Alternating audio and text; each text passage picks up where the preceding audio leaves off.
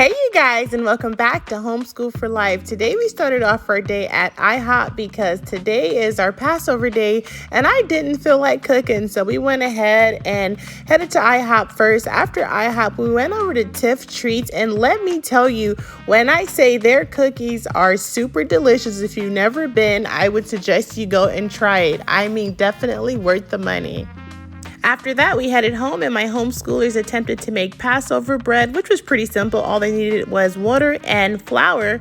And so after that, it was time for me to go ahead and start on their hair. As you guys know, their hair reach all the way to their butt, so it takes forever. But it was time for me to get their hair done. So this is my homeschooler here, just kind of helping me take out some of the braids that she had. And then I went ahead and painted their nails.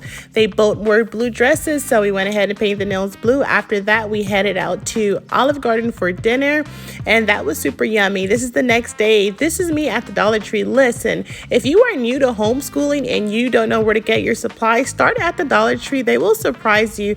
They have tons of really good stuff, and of course it's just $1.25 now.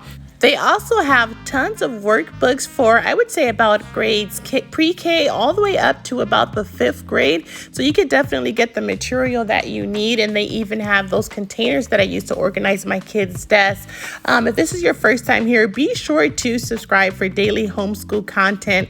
After we left the Dollar Tree store, it was time to head over for lunch. So we had some lunch, just me and my homeschoolers. And then we went ahead and headed to get some ice cream for dessert. I thank you guys so much for watching, and I'll see you tomorrow. Bye.